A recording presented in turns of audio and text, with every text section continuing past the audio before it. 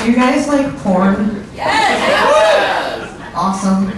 So I'm actually kind of a porn addict, but no, hear me out. It's a healthy porn addiction. I'm a recovering alcoholic. Okay, I haven't had any alcohol in 4.5 years.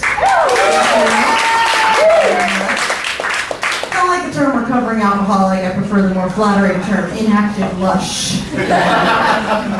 I miss drinking. You do make bad decisions when you drink, though.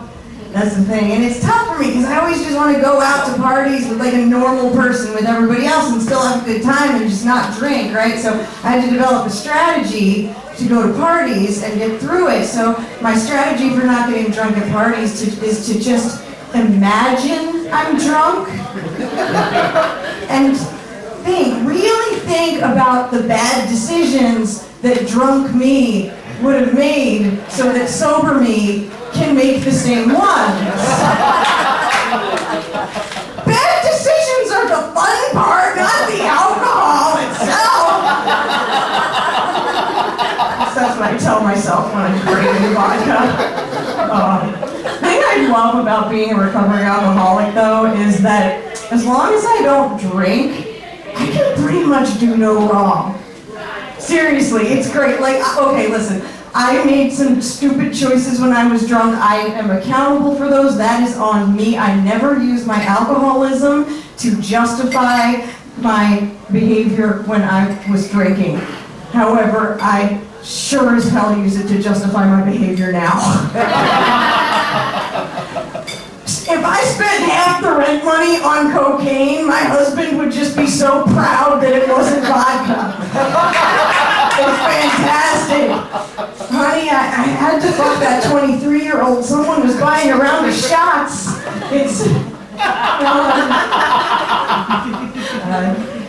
So I'm addicted to porn.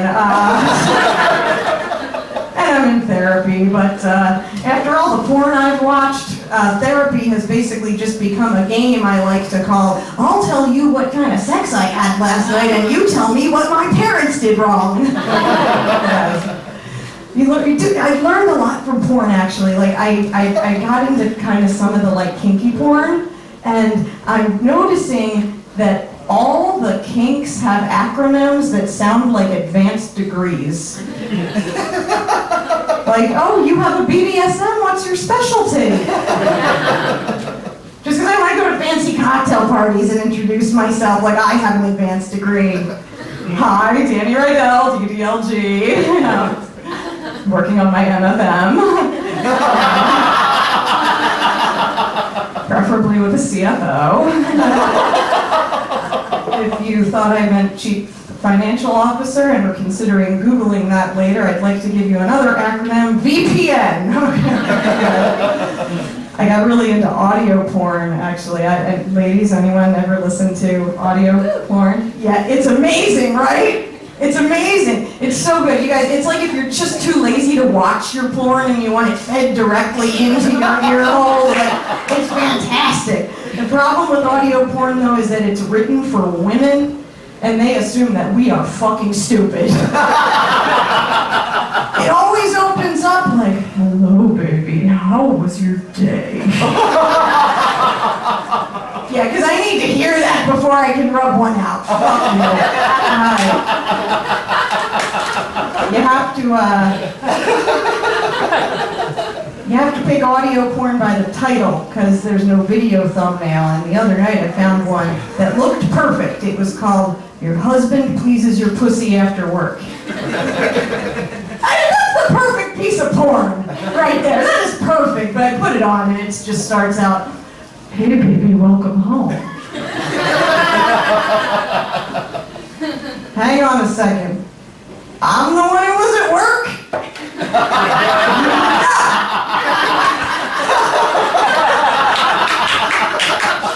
This is my porn.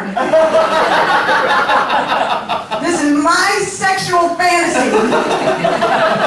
I have an unemployed husband in real life. I just want a disembodied voice with benefits. God, please my pussy if you got a fucking job. Yeah, my husband did get a job recently. He's a software engineer. Thank you.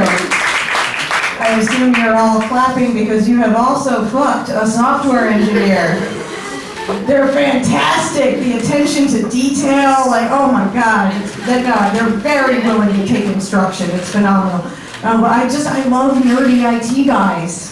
That's my type. I love nerdy IT guys. I don't know what it is. Like, maybe it's like the soft hands. Like, oh, I don't know. Oh, I love them. And the nerdier, the better. Like, the nerdier they were growing up, the better they fuck. Okay? You want to fuck a man who played so much Dungeons and Dragons in the 80s that for the rest of his life, he's going to be a little surprised every time he sees a pair of tits. Right? Oh, man. I love them. Like, when my husband touches me, I can tell the most manual labor he's ever done is move a pewter dragon across a gaming table. You guys remember what DM stood for before direct message? Anybody? Talk to me later. Dungeon Master. Yes, I've never actually played D&D. It just gets explained to me after sex a lot somehow. I don't know.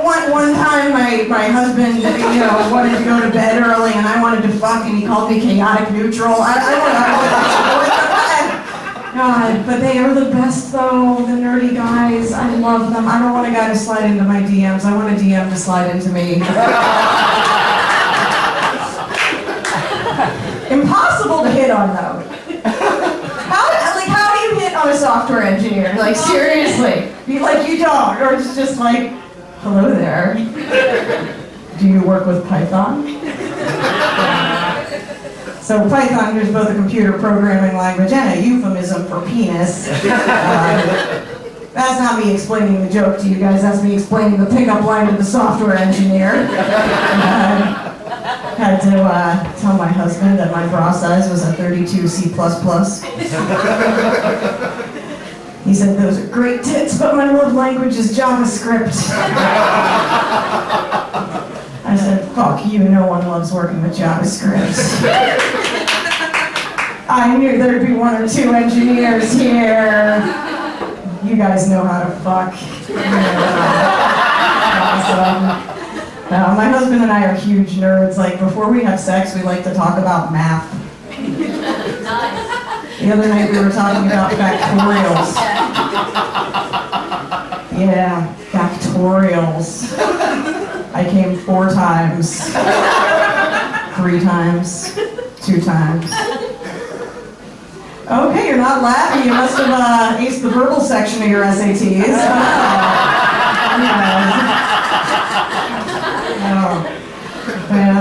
No, I'm a big nerd, and I live in Hell's Kitchen, and as a nerd, it's a great place to live because as a nerd porn addict, it is the perfect place to live because Hell's Kitchen has the country's highest concentration of 2 things: superheroes and public masturbation rooms.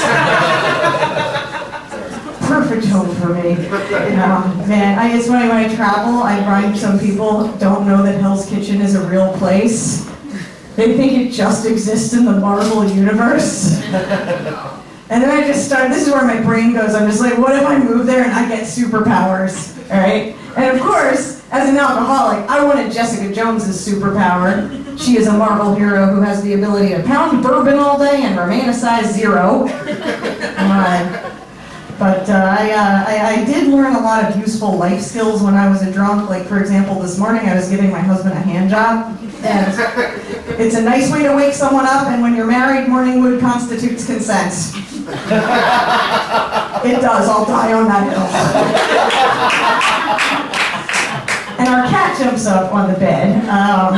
Yeah, the cat people know that when a cat interrupts a hand job, the hand job has now become a field sobriety test. Which I may have aced a few of, by the way. I was great at being a drunk. I could hold my liquor. My liver trained with the liver of Winston Churchill, okay? Seriously, I did this once. I said to a cop, sir, one man's tier 3 DUI is another woman's pregame. I got arrested. But I'm giving my husband a hand job, the cat jumps up on the bed, and I'm like, I got this.